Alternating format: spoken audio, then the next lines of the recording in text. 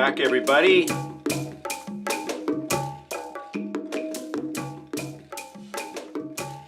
Welcome to Tuesday Museday. All right.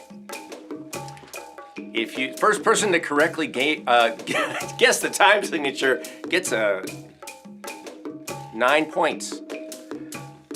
All right. How you guys doing? Welcome back, everybody. I'm Kalani. This is World Drum Club. It's Tuesday Museday. I got my World Drum Club swag on, by the way. The best 3 words, play your drum. All right, let's say hello. Welcome. Sue is here nice and early. Sue, I gotta say, you beat Bill, which is hard to do. So welcome. Roseanne, thank you for being here as always. And there's Bill, see? Hey, Bill. All right. Well, you weren't really late, but... Oh, you're saying you have trouble with your YouTube app. Well, you know. So what else is new, right? All these apps with their updates. All right, and Juke's joined us here. Welcome. All right, nice. All right. Who else is here? Mick, welcome. And what is that? Kalos Thenos? It's got to be Greek, right? Kalos Thenos. Welcome. Hamster of the Apocalypse. As always, welcome. All right, cool. And Lacey's here. And yeah, if you guys said 9-8, you're correct. This is from last week. This is from our, was it the second? I think it was the second jam that I did, where somebody said 9-8, but they were on the 2 + 2 + 2 + 3. So that's what we have now. I do a different 9. It's actually a 3. Yeah, it's not really a 9. It's more like a 6. But anyway, well, maybe I'll try to do it later. But this one is 1 2 1 2 1 2 1 2 3 1 2 1 2 1 2 1 2 3 1 2 1 2 1 2 1 2 3 1 2 1 2 1 2 1 2 3. So keep that in your mind, and maybe we can all jam together a little bit. So you guys follow along. I'm gonna play a little bit more, because why not? And then we'll check in even more. But welcome, you guys, welcome. Here we go.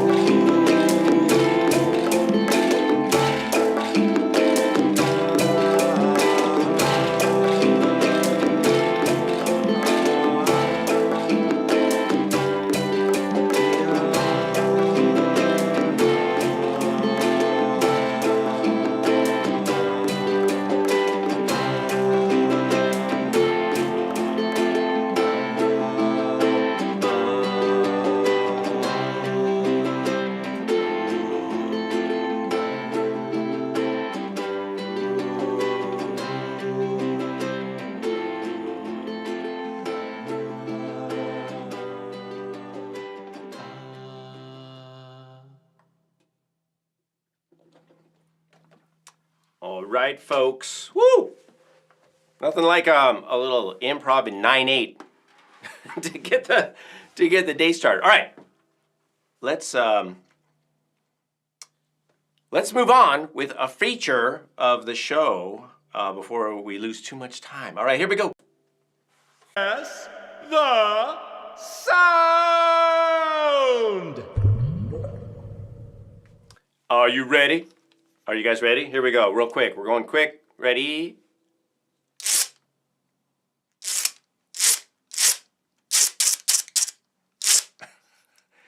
Get your guesses in. There's 57 points on the line. Not sure why. Welcome, Neil. And anybody else show up? Brent is here. Yeah, I think we're all caught up now. Welcome. And, oh, okay, and 13. No, 23, sorry. Oh, that's right, 23 and me. We were going to... It's not a weirdo, actually. It's not a scraper. Here it is again. Orpheus Creative Company, welcome. Sporadic Gutierrez. I don't know what that means, but save that for a song title. I think Roseanne got it. Ba-bow. There it is. All right. Cool, you guys. That's a good guess. Very nice. Kokiriko or Kokiriko or binzansara. Japanese percussion instrument. It's made up of many little, I don't know what you call these, but it's got a lot of these. Dominoes? I don't know what these are. But the construction, see, it's got two little handles down here. I guess there's a wrist strap in case you really get crazy. In case you're just, oh! And you don't want to lose it. That was some vigorous Kokiriko playing, man. Did you see that guy? Good thing he had his wrist strap on. All right, so that's what it looks like. I like to do, let me take this strap off. It's like one of these, it's turning into one of those Chinese finger handcuff things. Finger cuff? All right. So what I like to do is play it like that. I like to kind of flick. I hold one side steady. And then Steve Yeager Music is here. Yes, Kokiriko or Kokiriko. So I like to hold one side steady, like in this case my left side here, and then I do a little jippity-zhuja with the other hand. I mean, you could do this, but this doesn't really, this doesn't do anything except look cool, like a slinky. So that's, but you could maybe, you know, get it out, if you get it out in front of you. You could also do something like this. Let me see. You can kind of, sometimes you can kind of do like a one-handed technique. I don't recommend that though. That's lazy. But there's a lot of ways to play it, obviously. So yeah, this is a binzansara or Kokiriko or Kokiriko, and I think, and I don't have any reason to believe that that this is actually factual. All right, I'm just guessing. Because I heard that, so in my research, so I did my own research, you guys. Not recommended for medical, but maybe for Kokiriko or Kokiriko. So anyway, binzansara or Kokiriko is a Japanese instrument. And I mean, that's where this model comes in. Not that it wouldn't be found other places, but I'm just saying, within this context, so I read that this is played for the springtime, like what's the dance? Oh no, harvest dance. I think, and let me tell you why, and you guys can argue about this. I think that because most percussion instruments they really developed out of two main areas.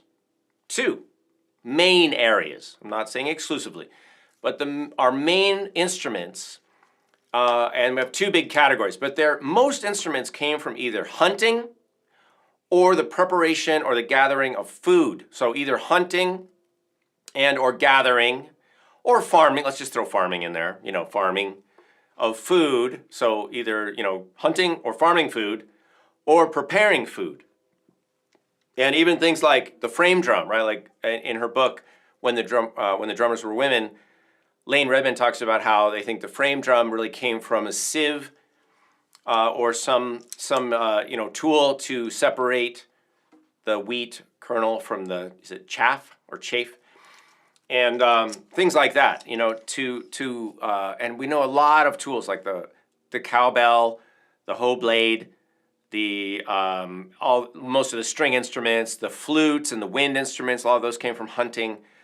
Whether it was bird whistles or maybe a dart gun or something like that.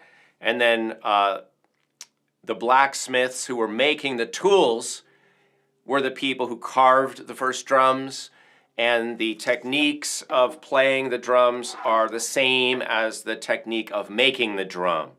So all of that technology was really around the preparation of either hunting, like making weapons, or using weapons, or harvesting things. And I think, this is what I'm getting around to, is the point, I think this may have been used, and again, this is just my imagination, but can you imagine being in a rice field or rice paddy, and then maybe you grab a bunch of rice, and you go whoosh, and you get all the rice off, and of the stalks. But I don't know, I'm just imagining that maybe this was used in the I don't know, the processing or the preparation of rice somehow. I don't know. I mean, because if you think about it, you think somebody's going to sit around and make this for no reason other than to go, like they're going to be, away for hours and hours, and they're going to come out and go, guys, stop the cooking and stop your work and look what I just made. And it makes this sound. I don't think so. So I think this was a tool of some sort, and then now it's, we can call it an instrument, but most instruments came from tools one way or the other. All right, so that's my theory. Roseanne gets the points.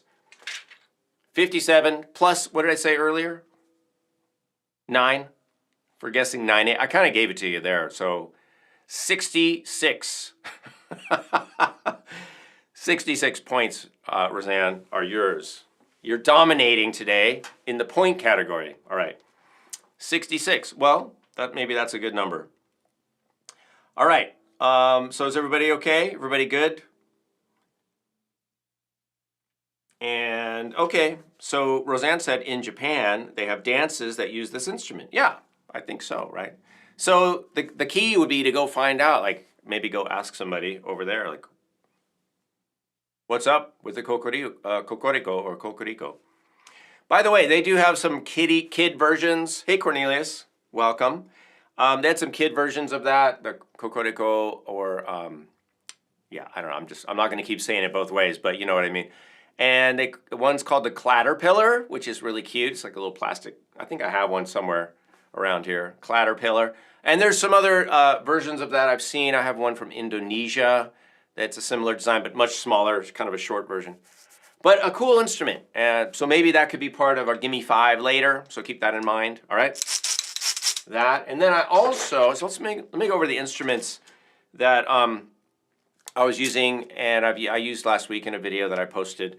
But I've got my bundled sticks back out. I love these, you guys. Now, these are mislabeled as puili. Emil Richards designed these for Vic Firth a while back, like way back in the early 2000s or late 1990s. And they called them puili. They're really not. They're really just bundled sticks.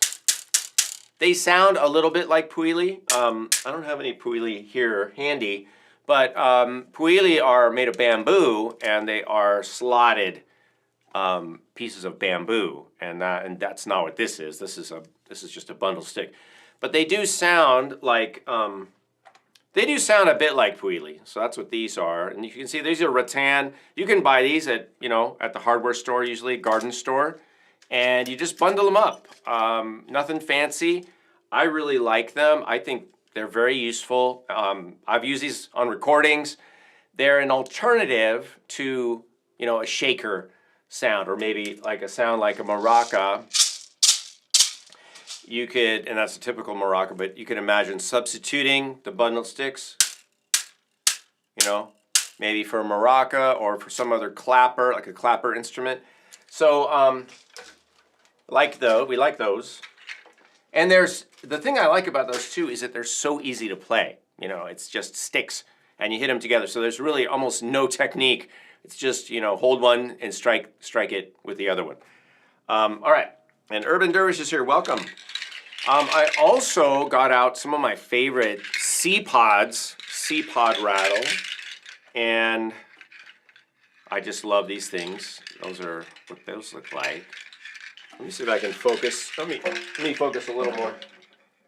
I'm going to refocus this camera. Okay, I think that's a little better, maybe. Yeah, maybe not. Here's an overhead.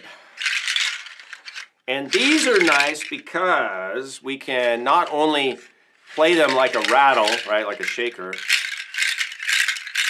Right, they're kind of loud, so I have to back off the mic a little.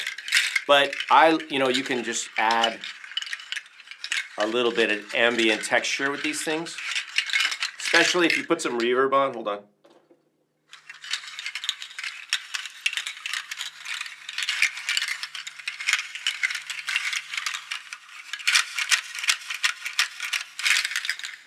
All right, so pretty fun. Those are C-pod rattle. And then I had some clave, just regular rosewood clave. I had a Native American style flute, actually a couple flutes. This is an A flute, Brazilian rosewood by Brent Haynes, Wood Sounds Flutes. And I also played this A flute by C Symphony Flutes. Bill Huffman made this one. Both really nice flutes. And what else? Oh, the cajon I used, just a little bit. And of course congas and bongos. And a djembe. No, don't say that. Don't ever say that. A djembe over here on the stand. And then I had an ukulele going. This is an electric ukulele. It's by Enya. I forgot what they call this line, but it's completely synthetic ukulele, and I had it going through this the little pod bean thing over here. Can you see this? You can kind of see it here. This thing. So that was just kind of makes it fun to have a little bit of effect on there. So that's what I have, you guys. All right.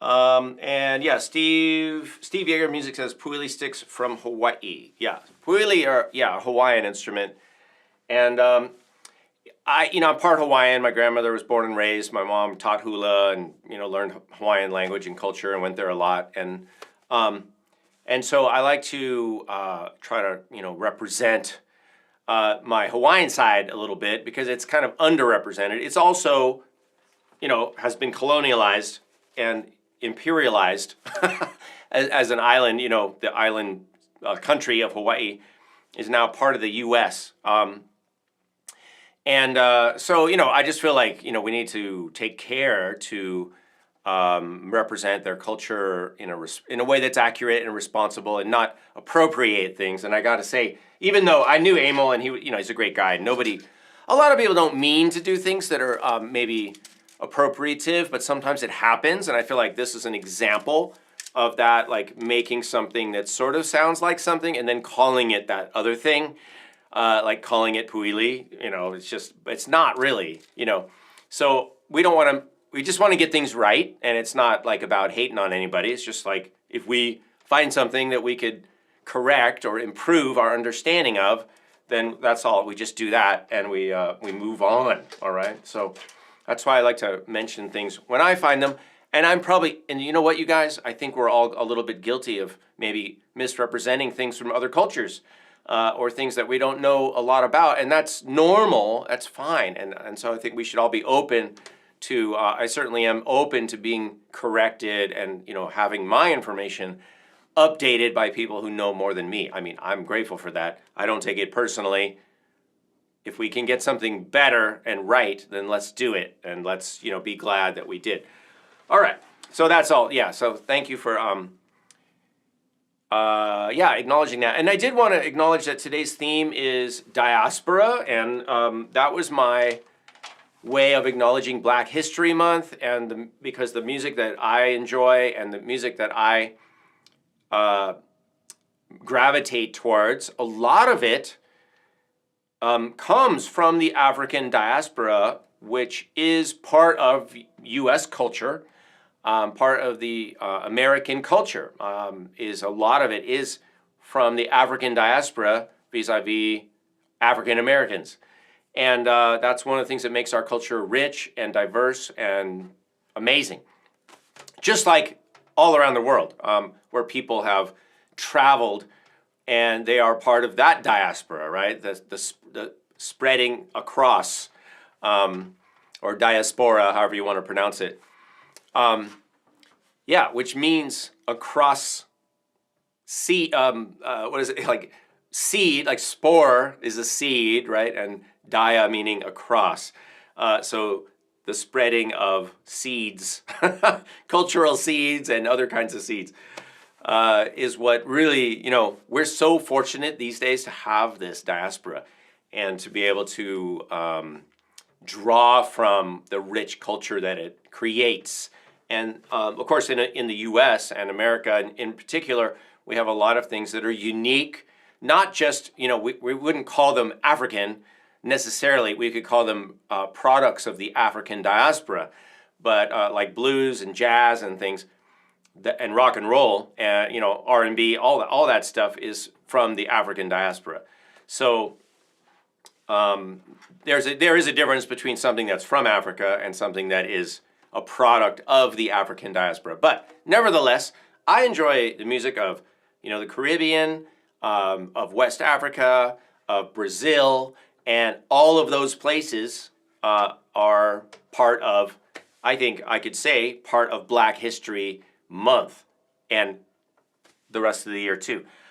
All right, so that was today's theme. And what I did for the music part is I decided to do what I do, which is to add my own elements, whatever those are. So instead of playing a traditional, rhythm or something, or trying to recreate something, we call that recreative, right? When we play like kuku or manjani or a samba, whatever, batucada, whatever the thing is, a traditional music from another culture, I decided to do what I do, which is, because I am American, I have all these influences, but then I can create something that is a reflection of who I am as a musician, which is a conglomeration of all those things. All right, so today the rhythm was like a 3, it was like a 9/8, and I was listening to a clip that was like 1, 2, 3, 1, 2, but I was thinking of it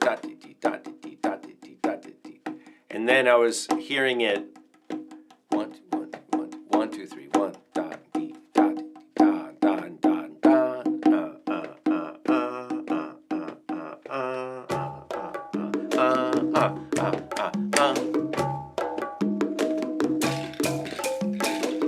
Does that make sense, you guys? Right? So that's pretty fun, right? If you guys can find it, I've got a couple recordings. The title track off my first CD is called Maroomba, and then I've got another tune called Insights on my second CD, which is called Insights. So I guess the title tracks on both of those CDs, my first CD and my second CD, are both in a what I call a Latin 3, Latin clave, and I'd like to try to recreate that vibe for you guys, because it's a rhythm. I sort of forgot about it, and I really like playing it.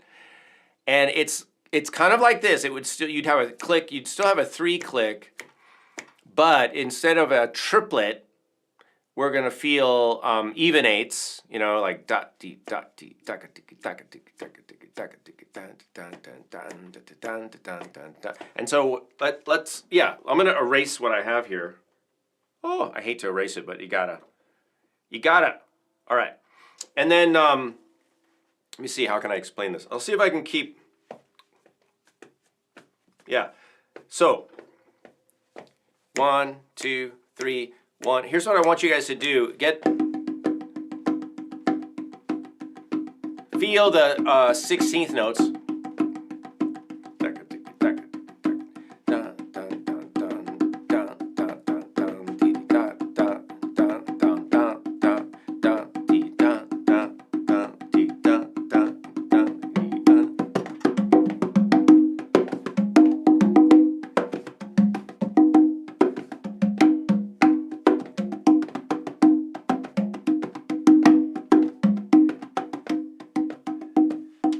And one of the things I think of, it's like clave. If you think of clave, instead of 4, right?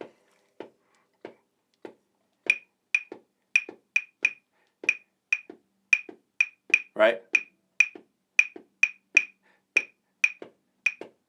We're going to chop the last note. We're going to basically start the clave again on the last beat, on beat 4. So we're going to chop a whole beat off of there, and we're going to turn this into a 3 clave. So it's like this: 2, 3. Dot dot dun dun ding ding ding ding ding ding ding ding ding ding ding ding da dee da dee dee dum bum bum bum boom bum bum bum ding da ding dee ding ding ding ding. All right. So if you're curious about that, I like that groove a lot. It's really fun. It's a 3, like a Latin clave, but in 3, all right? I don't know how else to explain it, but go listen to Marimba or Insights, and they both have that rhythm, and it's pretty cool. So you might like that. All right. Did you guys have a question? Is there a question? What happens when cultures meet and the hybrids? Blah, blah, blah. Yeah. All right. Let me know if you have any questions, and also let's get into our Gimme Five pretty soon.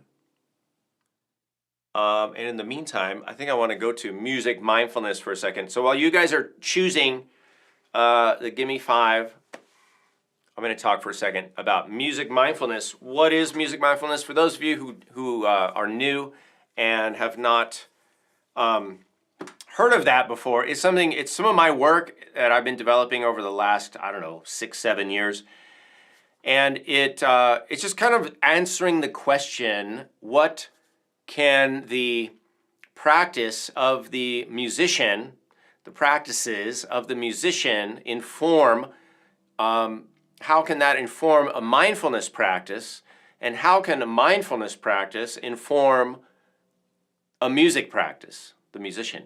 And when I started looking at both of those practices, because obviously I do music, but I don't know if a lot of you knew that I also am kind of a student. I would say an amateur. I'm like an amateur philosopher, an amateur spiritual self-teacher, student of spirituality. And so I like to, explore those things on my own. And one of the things that I noticed is that there are so many similarities between the music practice, being a musician, and being what we might call a mindfulness practitioner or a mindfulness teacher. And I'll give you an example. As a musician, one of the main things that I need to do to be a successful and effective musician, and I would say a good musician, is not a technician, a musician. I would say that one of the main things is paying attention to what is happening. And we might just call that listening, right? In a music context, we might say, well, you need to be a good listener, but that's not it. That doesn't encompass everything. It's everything. It's just like absorbing everything. It's paying attention or attending to your environment, which is basically like one of the main practices, one of the main goals of mindfulness. It's the be here now, pay attention, don't get too in your, don't, you're not entertaining yourself with your own thoughts. You are experiencing what is coming in through your senses. All right, so in music, we might say, well, that's just being a good listener. And in mindfulness, in a mindfulness practice, we would say, well, that is attending to your environment. They're the same thing. And so practicing music for many, many years, practicing the art of listening and the art of attending is very transferable over to mindfulness. All right? So that's one example. There are many areas where you can where one practice could inform the other. Another one would be non-judgmentality, non-judgment, like not internalizing, not framing a mistake as a measure of your own self-worth, for example, not internalizing mistakes and starting to shrink in and punishing yourself, for things that you, quote, get wrong. Whereas in mindfulness, we talk about acceptance, right? And acknowledging things the way they are and allowing things to be what they are and being okay with it and then moving on and not ruminating. And I feel like music, and especially improv and jazz, as those idioms, absolutely inform that goal and inform that practice. It's the same thing, you guys. It really is. So, so that's music mindfulness. And as we turn the corner into our last 10 minutes or so, that's just keep that in mind.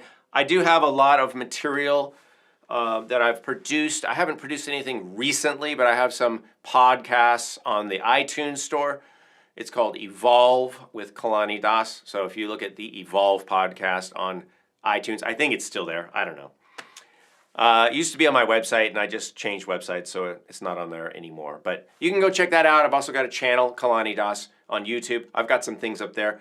Nothing new lately, but that stuff is timeless anyway. It's evergreen, so you can go check that out if you want. And let's see. Do we have a Gimme Five yet? No, we're in the penultimate moments. Urban Dervish says in West Africa, they say every mistake is a new style. Yeah. When I was at a workshop with C.K. Latzepko, one of the Latzepko brothers who are from Nigeria, and they're teaching music at Cal Berkeley and then sometimes down at Cal Arts down here. And they were teaching, African drumming and music. And C.K. would talk about improv, why it's so important. Because he said when you can improvise and you can, like, if you make a mistake and you can incorporate that mistake and riff on it and kind of like move through it, right? Or utilize that unexpected thing that happens in music and turn it into something good. He said that will help you in life, because he said when you're in your life, something happens, you can just think of that, and this is what he was saying, I'm paraphrasing, but he was saying that you can just think of it as your life kind of taking a solo. Like it's like just like music. He said it's just like music. You have a solo in music and you have solos in life, and it's a matter of like kind of rolling through it and moving, just go with the flow and all those old sayings and axioms that have kind of all come from Buddhism and maybe from African proverbs and things.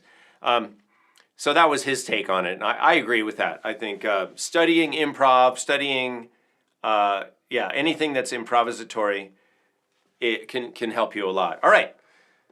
Magic Coin Toss has chosen Orpheus Creative Company for Gimme Five today. Kokiriko, Seed Pod, Frame Drum, Rosewood, Clave, and Deep Tone Flute bathed in reverb. Wow.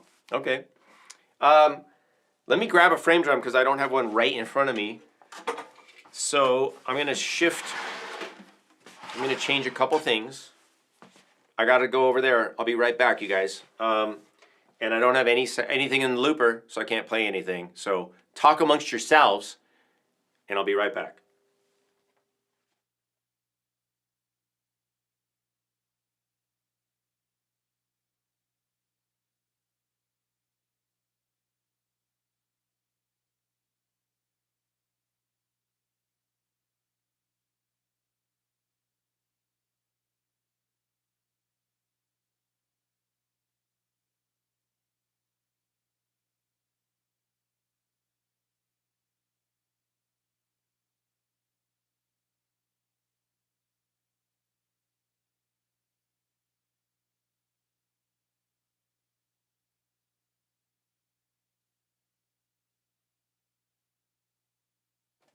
All right.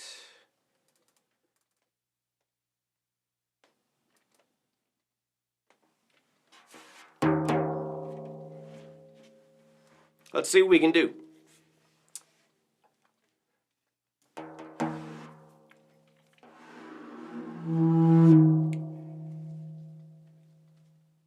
Kokiriko, seed pod, frame drum, rosewood clave. All right. That's going to be interesting. I'll do my best. I think maybe I ought to start with some ambiance. All right. Let's start.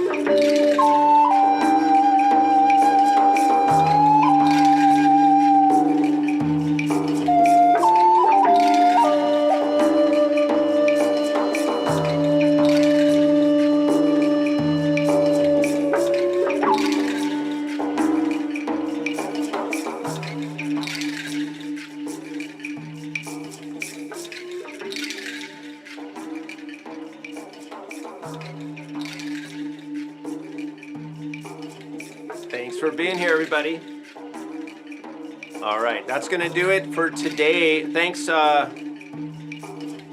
Orpheus Creative Company and Roseanne for the Gimme Five selection today. Stay in touch if you like. Go see us at patreon.com/Kalani. This show is, and a lot of the content that we publish is all supported by patrons, which means you guys. So please, if you can, chip in. I know many of you are chipping in already. Consider doing that just to chip in to support the arts and arts education. I appreciate it. And the more we help each other, the more we can all do, all right? Thanks for being here. We'll see you guys next week.